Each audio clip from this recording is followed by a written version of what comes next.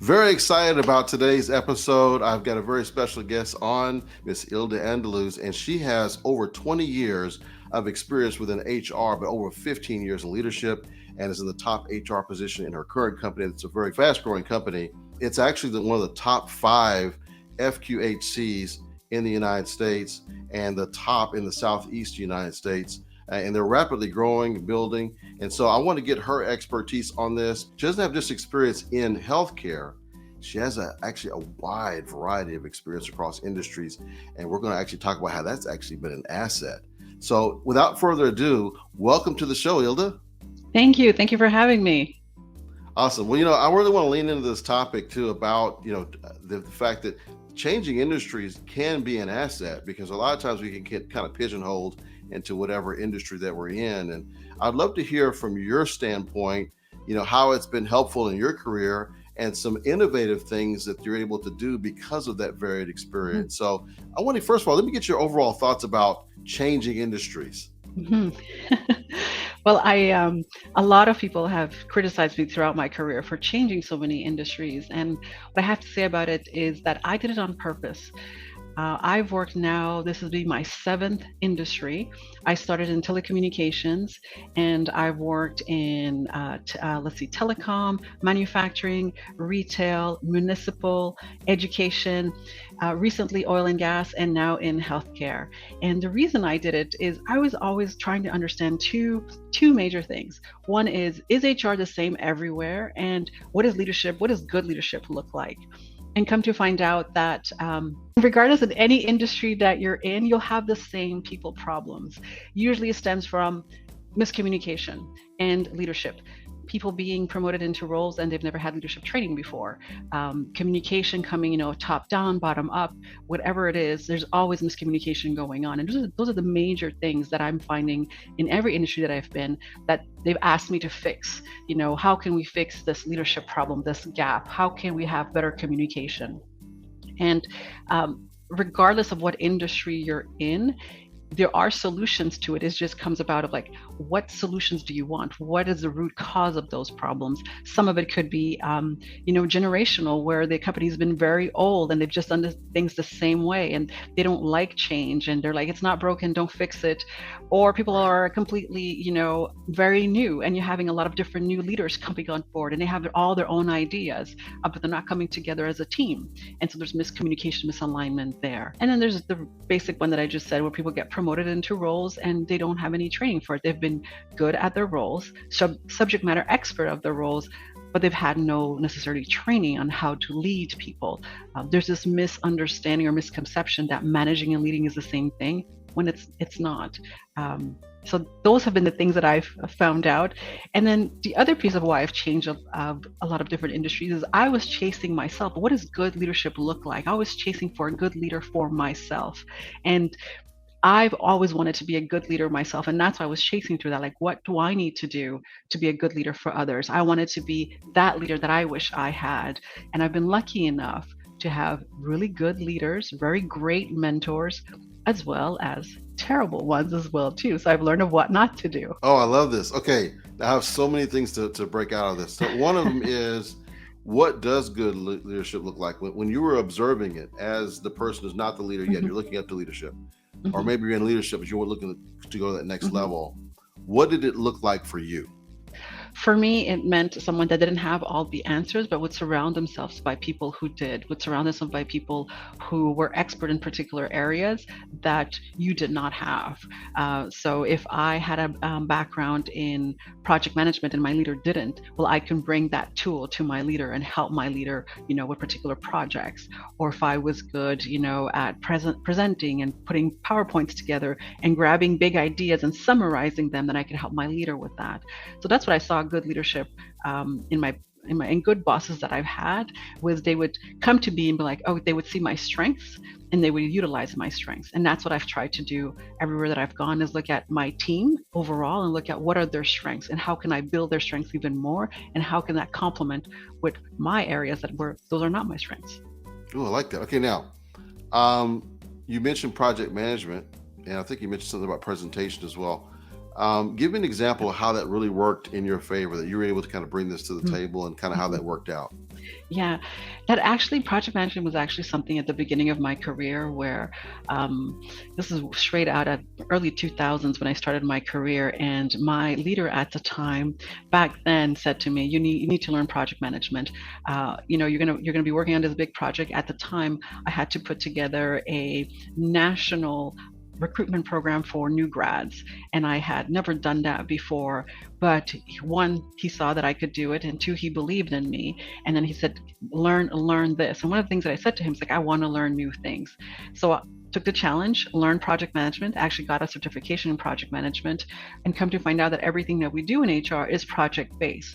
So I put that project together, and it was my first time having to put a project plan together, understanding how it interlinks with activities, but also like setting timelines and budget, and understanding that those are things that are important to senior executives. So when they're saying yes or no to budgets, you need to be able to answer those questions to them. And since then, I've used that in every role that I've had, and I make sure that my team understands the basics of project management, and I lead that way as well too. This is such a key, and I think it's really missing in a lot of cases when Mm, I interact with those in HR, because HR are very much people, we're people persons, right? We mhm, like people. mhm, Um, However, when it comes to getting down to the brass tacks of projects and how this particular project that we're trying to get funding for will affect the company's bottom mhm, line either way, that's where I see a little bit of a weakness, if you will, or I don't see mhm, that as dominant. And mhm, so you being an HR leader, I'm seeing you as an outlier. So mhm. explain to me, if you don't mind, what do you think helped you to actually think and process information that way? Yeah, Because I think yeah. it's actually exceptional. So I think I had, another great leader that pushed me to get my MBA and pushed me to get business acumen courses even before I got my MBA, to push for me to understand how a business runs and how our decisions made. And what he taught me was like, regardless of what industry you're in, or if you were for profit or nonprofit, he's like, leaders will always look at the bottom line, will always look at the business perspective of it. You need to be able to speak in those languages. It's like, you don't have to be a business person, but you need to at least understand it. Because I'm a very curious person and love to learn, again, I took the challenge and I'm like, okay, I'm getting my MBA. That's great. Like if this is what is needed, I'm going to do that. And I got support from my leaders to get my MBA, and I pushed through it to understand. It was hard. It wasn't easy because that was not the way that my background in psychology. That's not how my brain would think. But I forced myself to um, to think in that way. On top of that, I would read a lot of business books. I would devour them. I had a boss that would challenge me to read at least a book a month on business and to start thinking in that way, so that your brain gets trained in that way to start thinking in that way. It's not very common in HR that you see folks that have a business mindset, or have that training background on business. That has definitely helped me to lead teams, have definitely helped me to grow in my career as well too. And now when I do present to the board or to executives, I can speak that language. I'm not afraid to speak in that language. I like that. Okay, so if you were going to suggest to someone who's watching, they're an up and coming HR leader, an aspiring leader, and they want to do better in this area, what book would you suggest they read? There's so many books out there. One, I would say take a project management course for sure.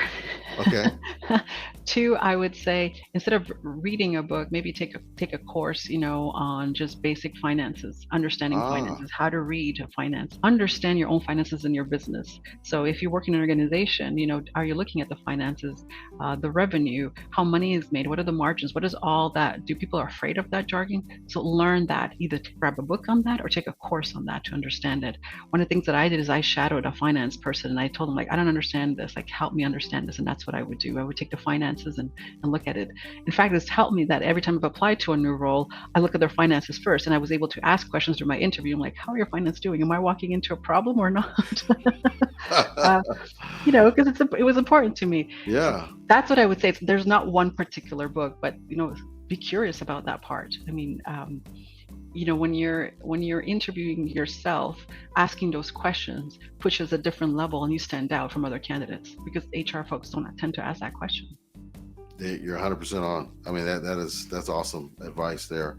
Okay, and then going back to, we're talking about the idea of, changing industries. Um, what was your thought process in terms of choosing an industry that you Mhm, wanted to kind of move to? What mhm, advice would you give there? yeah. Because I started in telecommunications, one is I came from an industry that was very big, and this was back in Canada when I was in Canada. It was very big and it was national. So I was fortunate to be able to move up in a big organization where HR was huge. We had like over 300 people in HR. So there were a lot of different positions and you could grow in that way, but also the scale and the resources were big. So I learned a lot from that perspective. But then I was curious, like, not all organizations function this way. Not all organizations have this large number of HR folks. What is it like when you work for a smaller organization, medium size, or even small? And that was my attraction to start looking at, well, what could this look like? And then I fell into retail. And what was interesting in that for me was this time I was responsible for a number of locations, so multi site. And I had never done that before. I was always very site driven or in one location. And this time I had like about 20 or 26 sites, I think, at the time. Leading it that way and focusing on problems of the way were different because what I've learned was that every site had a subculture. And most folks in HR were responsible. They put the responsibility on us, to fix the culture. This is a whole other layer of culture for me, which is like, wow, every site has its own subculture. Yes. How do you fix that or focus on that? And then every site had their own leadership problems as well too. And it was interesting, especially when we were looking at how do we promote folks or move folks from one site to another site. And then you're putting, they were used to a particular way of leading in one site because maybe that location, had was a certain amount of size, and now they were going to a bigger site, and it was a different challenge for that person. Were they ready for that leadership in that?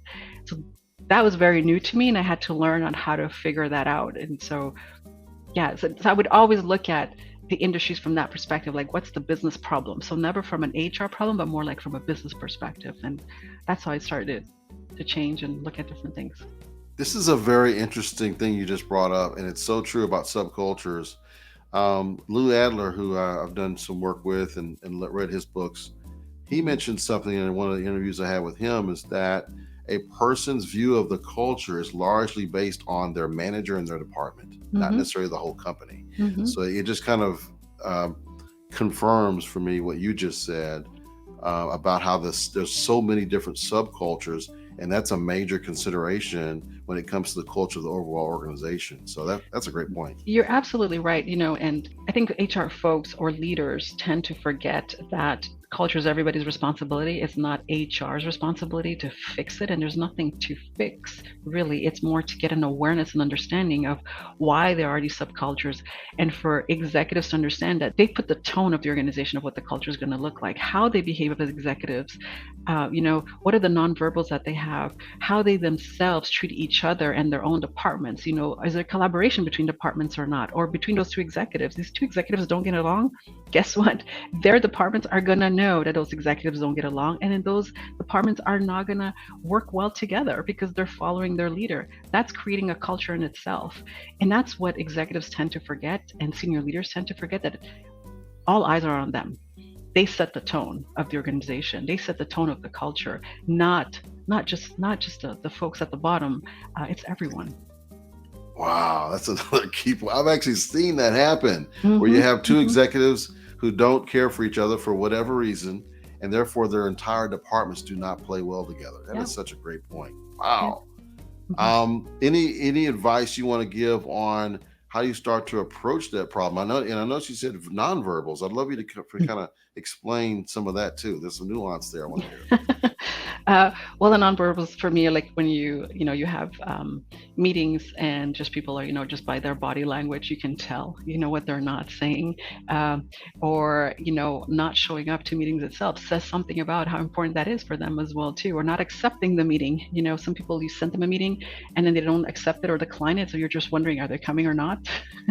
That says something Hmm. about it as well too. So the nonverbals that define your culture as well too. You mentioned how the multi-site. I wanted to also talk about how that's affected your thought process with moving into healthcare that also has multi-site, and kind of how that prior experience has helped you Mhm, in this mhm. case. One of the things that has helped me in moving to different industries is I've been able to grab my learnings from different industries and be able to use it to solve problems depending on where I am. Now I've moved, from oil and gas to healthcare, very, very different. And I've been in oil and gas for about 11 years now. And this is my first time in healthcare ever. Never done this before.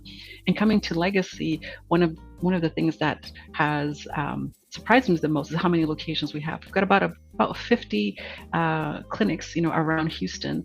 And again, they're asking me to look at culture and leadership and how do we solve the problem of that? How do we transform it? Not a problem. How do we transform it so that we can move forward as an organization and keep growing?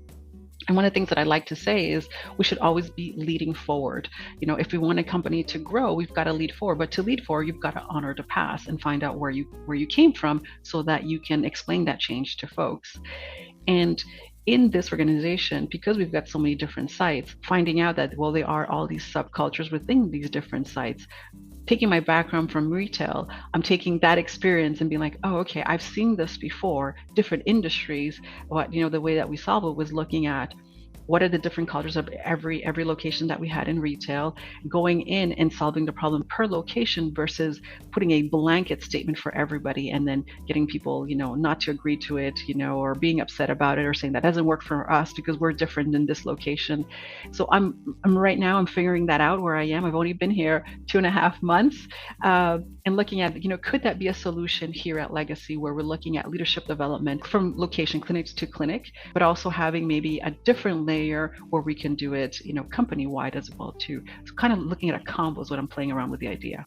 I like it. And in your past, did you also look at, when you're looking at these different locations, you're kind of looking for like a benchmark or like a Mhm. ones that have done really well that you want to kind of replicate across the company, or are you just allowing each of those locations to kind of express their own individuality and that sort of thing? What's your take on that? Well, I like to create what I call early adopters. So looking at first which clinics would be interested in, doing something differently. So I want to throw it out there for them and see if, any clinics raises their hand and be like, we'd be interested, and then start with them, and then for them, then create demand, from other clinics and be like, oh, we want to do what that clinic did. It was really successful, or that didn't work at this clinic, and let's do it differently in another clinic.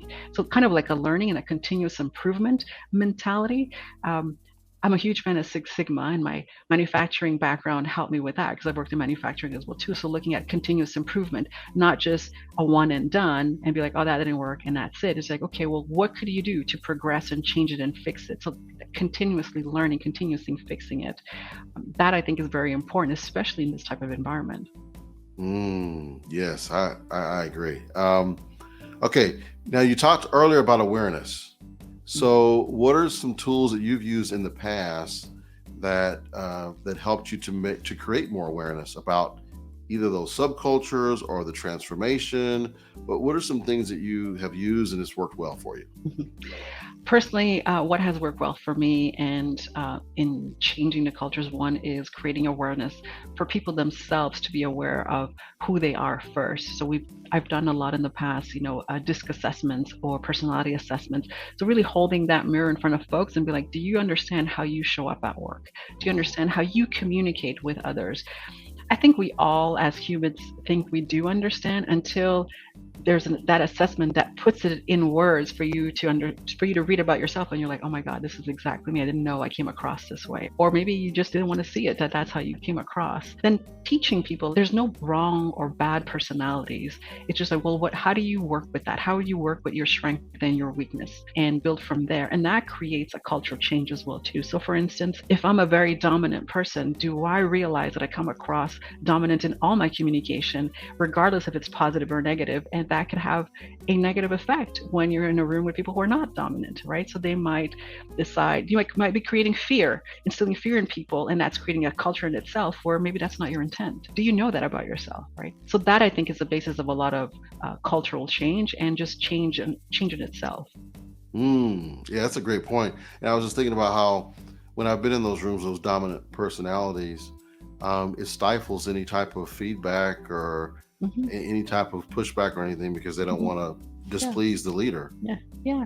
I've been in situations where some leaders did not know they came across that way. In particular, I support a lot. A lot of my career has been in supporting women in their growth, and looking at, some females have stronger personalities, and they've had stronger personalities because they felt that they needed to be that way in their room. There's usually full of men, but they didn't realize that then it stifles somebody else, another woman, from giving them feedback or talking to them, or they come across as too aggressive or not caring enough. And Mm, that might not be, they might not realize that they're coming that way, or that might not be their intent, but that's their impact. So teaching people that your intent and your impact is understanding both is really important as well too. You might have really great intent, but the impact that you've left behind can destroy people's confidence, or the culture and so forth. So it's teaching folks about that, not to change, but to be aware, to be self-aware. Because I don't want to change people of who they truly are, their core, but maybe just be more self-aware. I love it. Now, when you help them become more self-aware, the next step is the next step perhaps letting other team members that they're working with know what those things are, or just is it something we're keeping private? How do you No, handle that? yeah, it's a very good question. It's not to give private. A part of creating change and cultural change is to be vulnerable and to be open about it, right? To talk to people about it, so that um, you can have a more transparent culture, a culture of creating that feedback, like you just explained, right? That's how it starts, and then you start building the most fundamental thing, which is trust. You start building trust within each other, right? My leader trusts me enough to tell me what their shortcomings are. Then my leader trusts me enough to share this information with me. Coming here into this new role, I've had to quickly tell my team, what I'm good and not good at, what they should expect from me and not to expect from me, as well as just setting expectations, of what I expect from them. And from the get-go, building that, and changing the culture of my department here to be like, okay, I won't tolerate people being late for meetings, for example, right? Like for me, punctuality is very important. Let's make sure we start meetings on time. Or explaining to them, my strength, is more on project management. As I just explained, my strength is not on understanding all the lingos and everything in healthcare. I'm going to need your help for that. And being quite open with them and honest about it from the get-go has set a tone already of like, okay, she's a new leader, she's coming in, but she's not that scary. Because Right. people are afraid when a new leader comes on board. They're afraid of the change. They're afraid of what this means to them. And also, and just building that relationship. I think one of the things that people forget when we talk about culture and transforming culture, it's also about building relationships within an organization. Just because you've been in an organization for 10 plus years or whatever amount of time, I mean, it doesn't mean you've built good relationships with folks. What has been your personal brand within your organization? How do you show up? What do people think about you? If you say you're going to do something, do you actually do it? So all of those little nuances are things that you need to be self-aware, and that's how you start building and changing that culture. It's interesting you use that term personal brand within the company. I never thought of it. Whenever I think of personal branding, I'm thinking, okay, how I'm putting myself out on LinkedIn. But Mm, you're right. A mhm. person does have a personal brand within the corporation. Absolutely, absolutely. I mean, anytime that somebody names my name, I want them to know, like, yes, we can trust her. Yes, we can count on her. That's important for me internally, how people view me, not just my boss. Yes, it's important how my boss views me, but what about everybody else? Because I need to work with them. I need to collaborate them. And if they're not inviting me to the meetings or calling me up to get my input on things, then how are we working together? How are we transforming this culture together? Yeah. One of the things I noticed, if I may, is in my first in-person meeting with you, for example, I noticed something that was interesting about your leadership style. I'm assuming this is how you do things, is that you came to the meeting with specific things that you had in mind, a vision, but before you got to that, you asked several questions and let the folks in the meeting bring their points out. And then after they brought them out, and you asked a couple of follow-up questions, then you went into your part of the vision and what you had in mind. Mhm. I thought that was interesting. Was that intentional, or tell me about that? That's usually how I lead. Yes, I'm very curious to understand that what other people think first, and it's that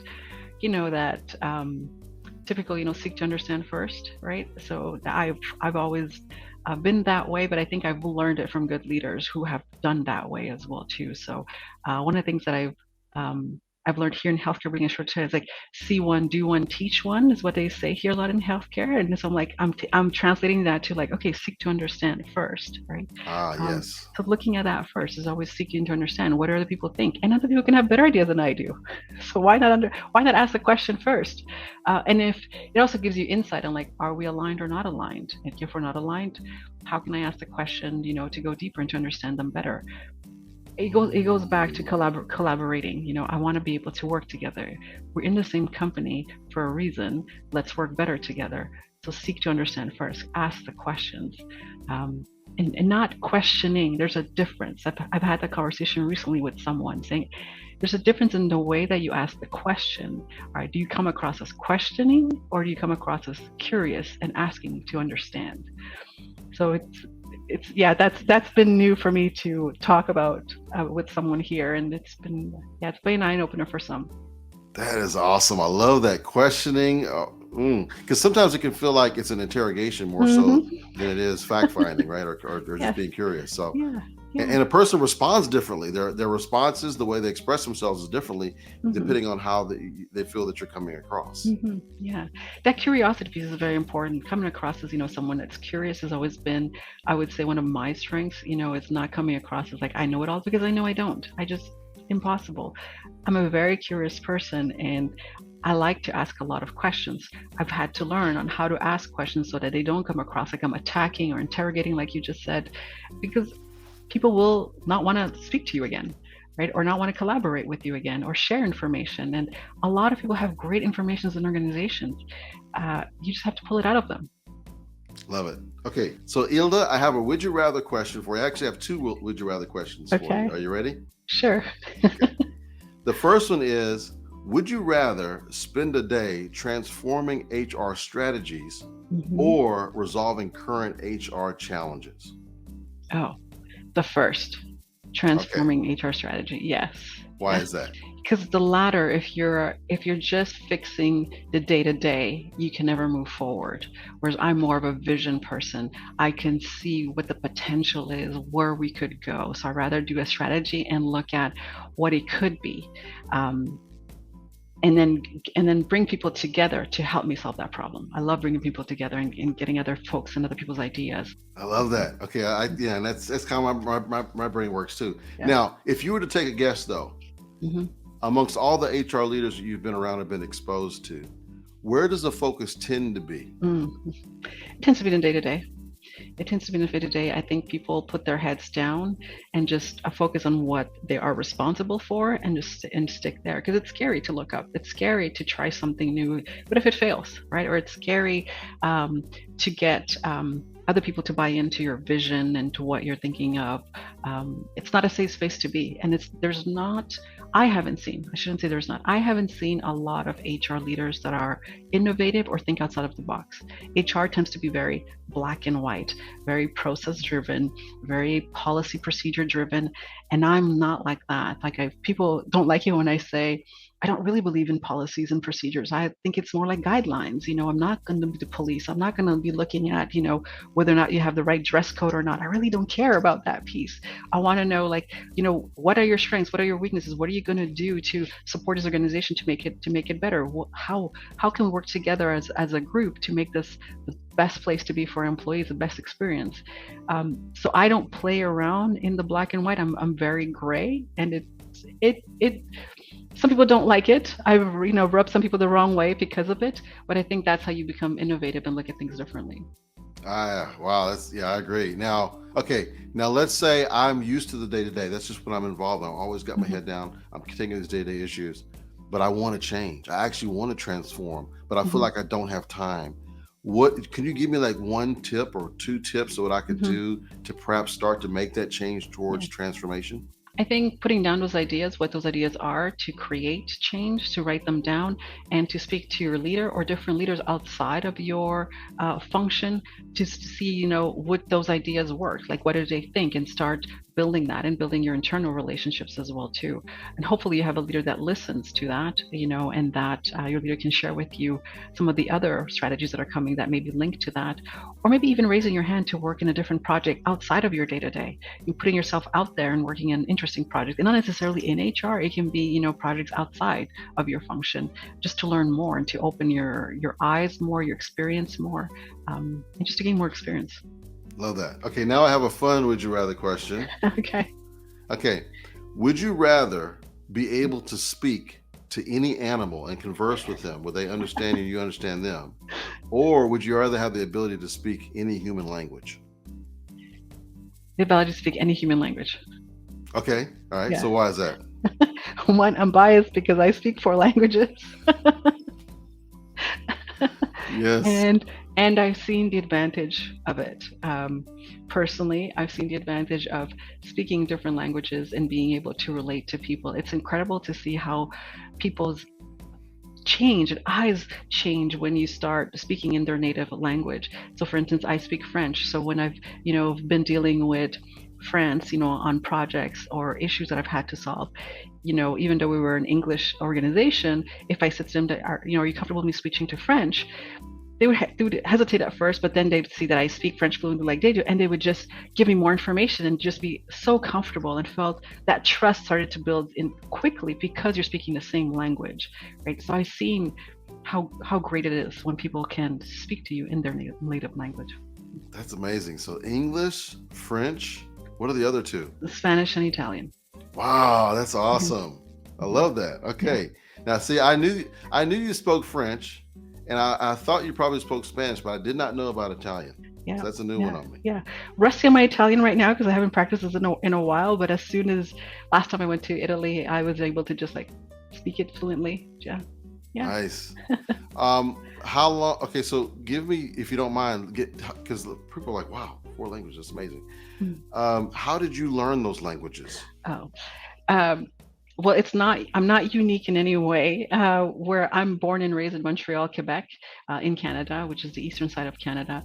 And it's very typical for children from immigrant parents who are born there, where their parents did not go to school or French and English, to go to school mainly in French, to preserve the French culture and the French language in Quebec.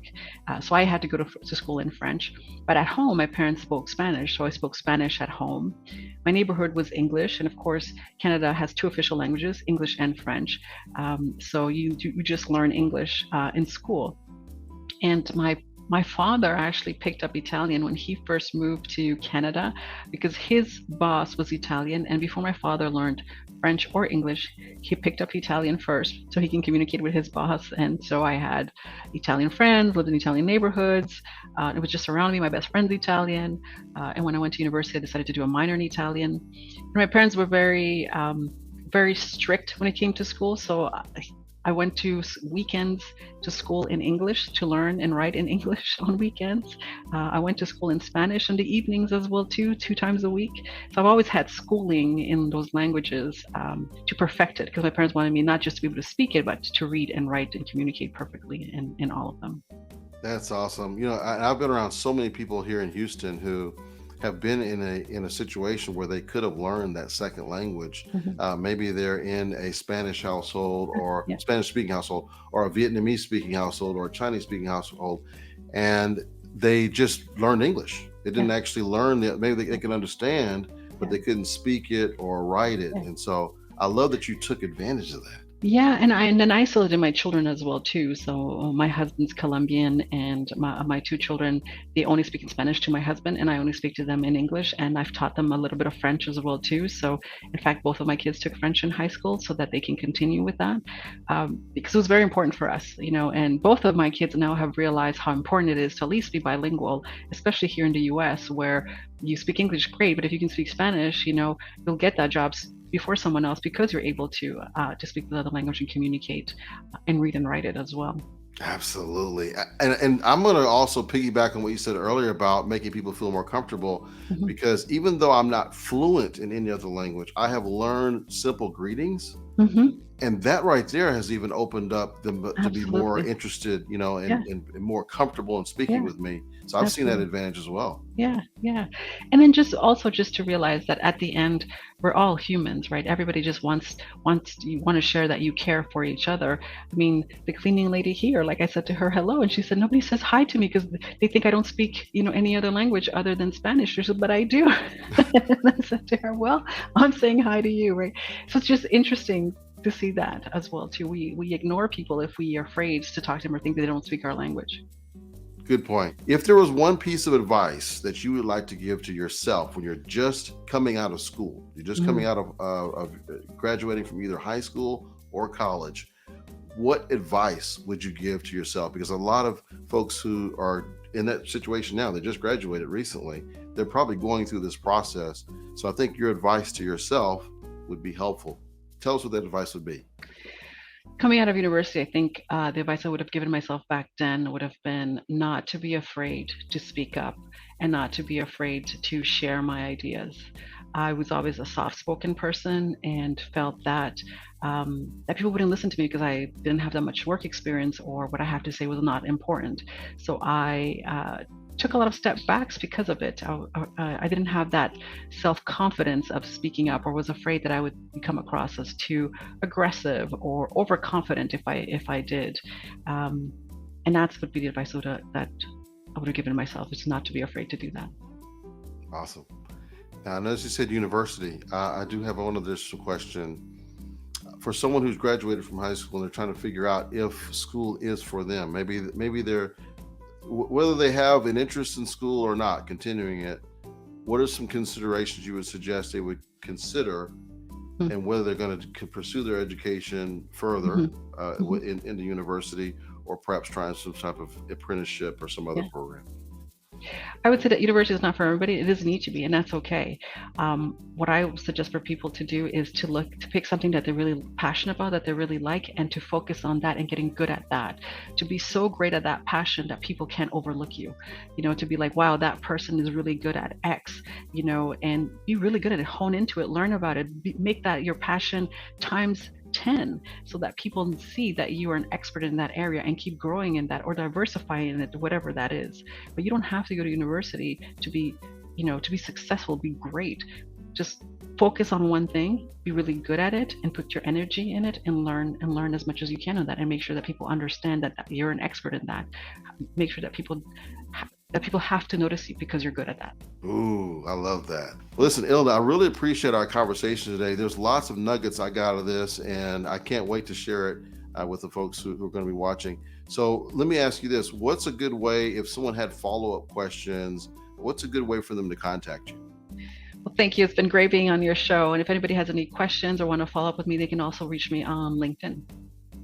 Very good. Well, thanks again for being on. We look forward to having you back. Great. Thank you. Take care. Bye. Thanks. Bye-bye.